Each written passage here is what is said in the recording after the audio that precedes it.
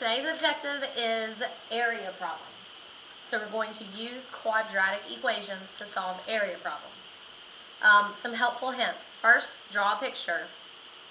The majority of us are visual learners, so if you see a picture, it's going to help you better understand the problem. Write down the given information. We're going to solve, and don't forget your units. And then the area of a rectangle, we're going to mostly be dealing with rectangles, maybe squares, but the area of a rectangle is length times width. The area of a square is side times side, so side squared, length times width. You're going to need one variable though, so that's going to be the important part, is we're going to have to figure out how to only have one variable. So we're going to define it in terms of width or length. So we're going to change the width or change the length. So I'm going to explain that in a minute.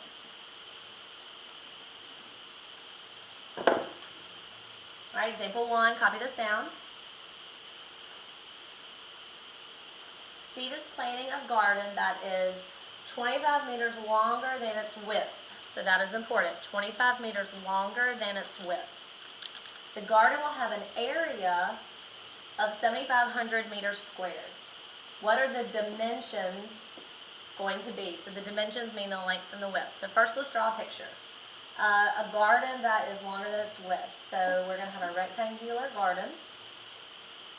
And 25 meters longer than its width. So mathematically, how do we represent 25 meters longer?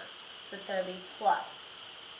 So the length is 25 meters longer than its width.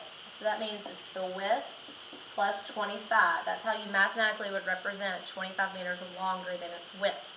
And then the width is just W. So see how I only have one variable. I defined the length in terms of the width. So for this one, the width is just W, and instead of using L for length, I used W plus 25. So that's what I'm talking about, only needing one variable. The area is 7,500 meters squared. So how do we find the dimensions? Well, you're going to set up a quadratic equation, because remember, the area is length times width. So the length is W plus 25. Our width is just W. And the area equals 7,500. Now we're going to multiply these polynomials over here. So we're going to distribute. W times W is W squared. W times 25 is 25W equals 7,500. All I've done is I've just distributed the W, and now I have a quadratic equation. We've been solving quadratic equations in class, so you know to solve it I need to have it all equal to 0. So I'm going to subtract 7,500, and I get W squared plus 25W, minus 7,500 equals 0. Now I have a quadratic equation. It's a trinomial. You can try to use the box method, but we're talking about very large numbers with 7,500. We need multiples of negative 7,500 that add to be 25. So this is one of those cases when you would use your calculator, you would graph it, and then you would use your calculator function to find the zeros.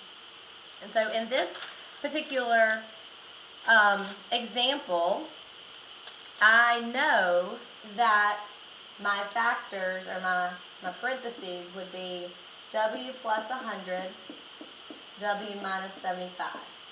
And I'm telling you that that's what it is. When you use your calculator, you're going to come to find out that my solutions would be W equals negative 100 and W equals 75.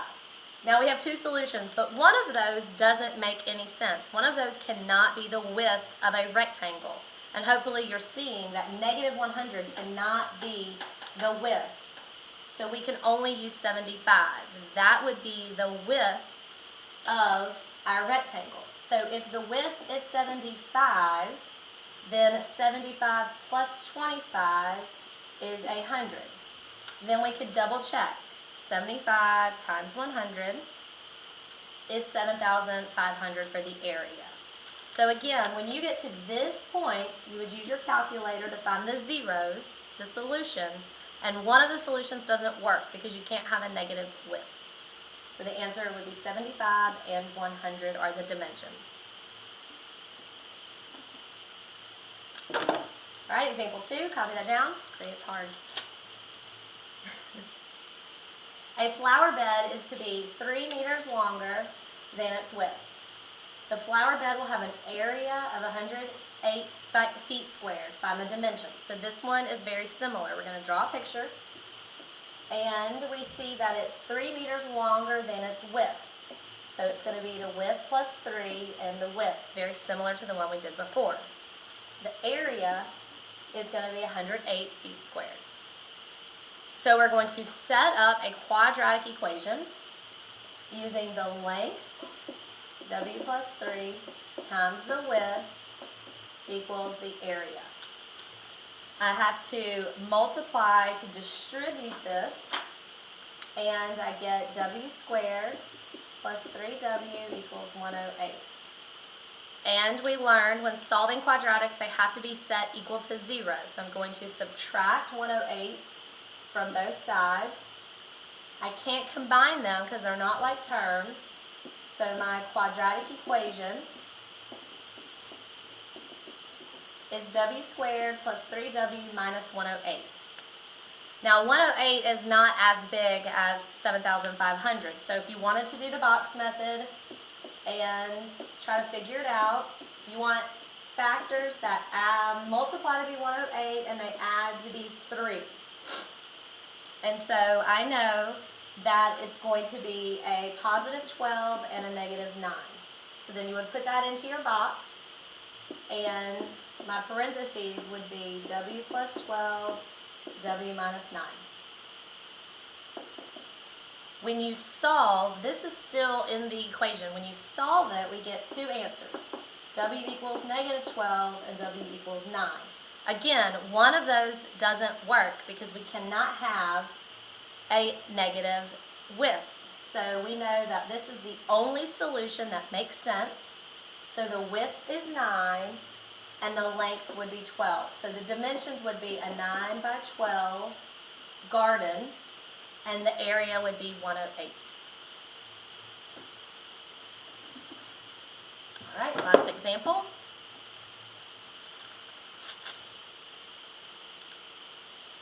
Bob has 60 meters of fencing to make an area for his dog. He's going to use one side of the house, one side as the house. Find the measurements of the largest area possible. So this one's a little different. Let me explain what's going on. He has 60 meters of fencing, so that's the actual material he has. If you have 60 meters of fencing, the fencing goes around the garden, and the word we use to represent around something is the perimeter. So 60 is the perimeter. Said, find the measurements, so we're still looking for dimensions, of the largest area. They did not give us the area this time, but when we're looking for something the largest, the biggest, then we're going to be looking for the maximum. And we know that in a quadratic equation, the maximum is negative b over 2a. Also, what's important is that it says one side as the house. So in our picture, if we have a fence, this side is going to be the house. So we're not using the fencing around all four sides. We're only using the fencing around 3 sides. So that's what makes this one unique. For the perimeter, oops, that's the same color. The perimeter is twice the length plus twice the width. That's how you determine the perimeter. However, in this situation, we don't have the length or the width. We don't have the length twice. Whoops. Sorry. Twice the length plus twice the width. We have 2 widths, but we only have 1 of the lengths. So erase the 2. We have 1 length and 2 widths. So width, width, and 1 length. Then, for us to solve this, this is the perimeter. So instead of using length and width, well, we could use it. So this is the width, and this is the length. We have 2 variables. We don't want 2 variables. That's not what we want. We want to somehow figure out how to describe it in terms of 1 variable. So So we know the perimeter is 60. And then we know that we can solve one of these for length or width. What I mean by solve, remember that lesson when you had to solve equations for other variables. This is the reason why. Let's solve it for length. So let's get L equals. To do that, I'm going to subtract 2W on both sides. And length equals 60 minus 2W. So this is the length. So I can come over here, and instead of using length, I can put 60 minus 2W. That is the same thing. 60 is the perimeter, twice the width is these two sides. So now to find the area, I would have to multiply the length times the width. So again, I'm still using area equals length times width. The length times the width. So I come over here and I distribute, and I get 60W minus 2W squared.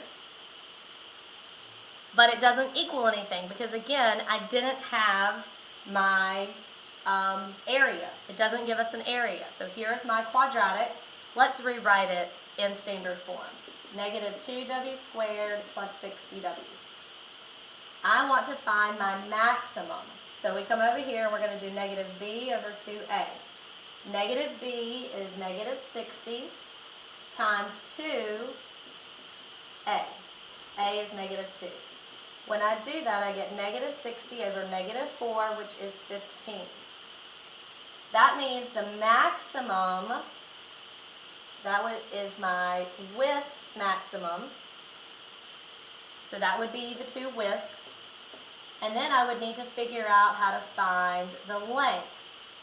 So I would plug 15 in here, and then I would calculate 60 minus 2 times 15. And 60 minus 30 is 30. So my length is 30. So let me just go back and refresh. The reason I did negative b over 2a is because it said what is the largest area. It didn't give me an answer this time. If it's asking you for the largest of something, you know you're going to find maximum. So I set up my quadratic, and then I did the maximum. Negative b over 2a, and I got 15. Then we know whenever we do the maximum, we have to plug it back in.